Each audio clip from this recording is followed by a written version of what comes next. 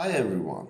In this video we are talking about how to use symmetry to reduce the processing time and reduce the mesh number to get faster results. As you know, the most important drawbacks of using finite element method is it needs a large amount of time and processing power to get a good results. So if we can reduce the mesh numbers, we will get the faster and better results for the same geometry. First, let me show what do I mean by using symmetry. Here we have a complete PMSM model of the motor.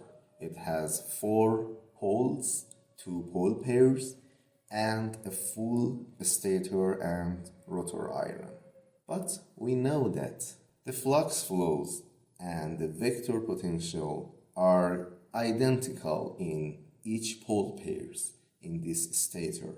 So we can use a symmetry to just model 1/4 of this motor, and of course with the same mesh sizing, the number of the total mesh will be 1/4. So the simulation time will be much less than simulating the full motor model. Now let's see how to do this and how to use this symmetry. If you use RMXRP to model this motor, it will automatically use the symmetry to reduce the model size. This is a generated model, generated 3D model from the RMXRP. You can see it used a symmetry from the radial direction and it modeled half of the motor from axial direction. Now let's see what changes have been done in model to use the symmetry. For example, we know that in boundaries we need 2 different plates to use as dependent and independent boundaries from the cutting section. The other boundaries like the outer region and the top and the bottom of the motor has the same boundaries like other 3D simulation. We don't need to define anything. The vector potential will be equal to 0 on the outer region. But from the cutting section, we need to define independent and dependent plates. We will talk about them. The other parameter that has to be changed when we use symmetry model is symmetry multiplier. You can see this symmetry multiplier by right-click on model. Go to set symmetry multiplier and you can see we have a parameter as symmetry multiplier and we have to change it. When we use RMXRP, it automatically defines this parameter as fractions multiplied by 1 plus half axial. If the model can be divided in 2 halves from the axial direction, the half axial parameter will be equal to 1. So we will multiply the half axial plus 1. If we don't use the half axial parameter, we just have to set this multiplier by the angle that we used to draw motor. For example, here we modeled 90 degree of the motor. So 360 degree divided by 90 degree will be equal to 4. So our friction here is 4 and half axial is 1. So the symmetry multiplier will be equal to 8. This parameter will affect all the output results like reduced torque, inductance, and induced voltage of the windings. So it's a very important parameter. Now let's see the boundary setting. We have a plate with independent characteristics. We just have to define vectors of this plate. And we have a dependent plate that we have to choose independent plate for this dependent boundary. Define the vectors, and the most important part is relation between the dependent and the independent boundary. When we model just single pole of the machine, we have to use h of dependent is equal to negative sign of h independent. But if we model a pole pair, for example, 2 poles from a 4-pole machine, we have to use the equality of h dependent and h independent. Now let's see what should we do if we have a complete model.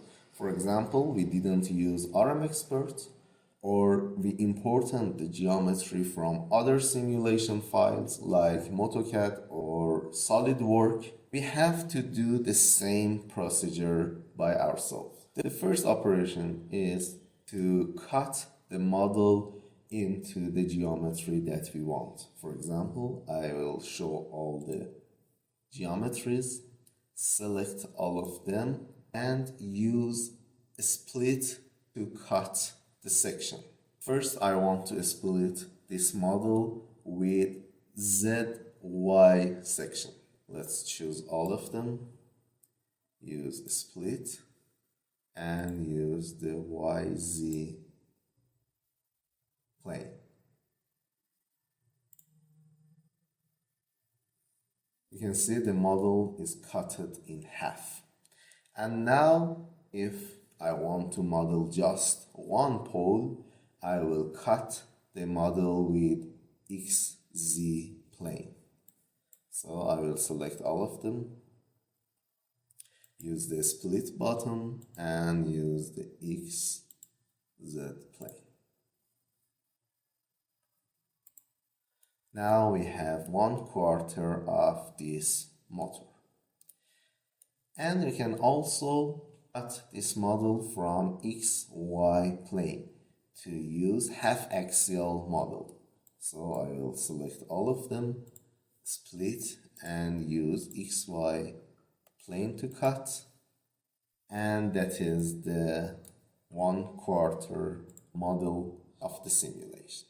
Now let's define the dependent and independent plane. We don't need to draw new planes.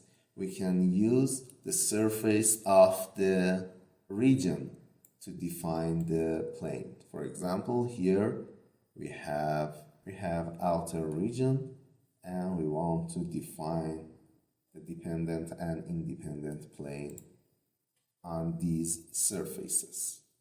First, we have to choose the sheet that we want to set as independent plane.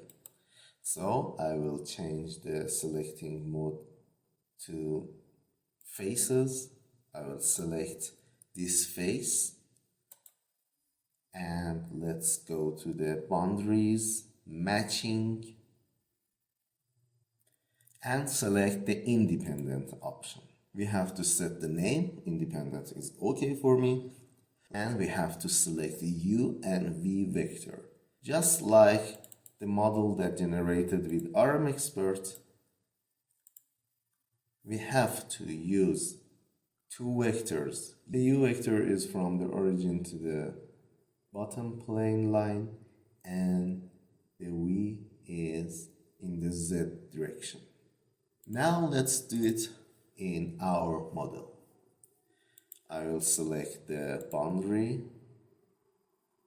matching, independent, and I will use new vector from the origin to the end of this plane. But we can see the V vector is not in the desirable direction. We will reverse the direction. I will click on OK. I will choose the other surface, go to the boundary, go to the matching, dependent. Now we have to select the independent plane. I will select independent one, define the V and U vector from the origin to the end of the surface. The direction is okay, so I don't need to reverse direction. And as we model just one pole, we have to set the relation as h of independent is negative, the h of dependent. Now setting the boundary is finished, and we have to set the multiplier option. Let's go to the model, right click on it, set the symmetry multiplier. Default value of this parameter is 1. So if we use the symmetry, we have to change it. As we modeled a quarter of the machine and we used half axial, we have to set this parameter to 8. And the software will multiply all the induced voltage, torque, and inductances to 8. Now the modeling is almost finished. You can analyze this part without any errors or problem, but you have to know you will get the same result from this model with a complete model, with less time to analyze, with less meshes to be processed. And remember, whenever you change the selecting mode, make it back to the object. And now I will select the boundary and band to have a better view. And this is our quarter model. I hope you enjoyed this video. It is a very useful trick, and hope to see you on other videos.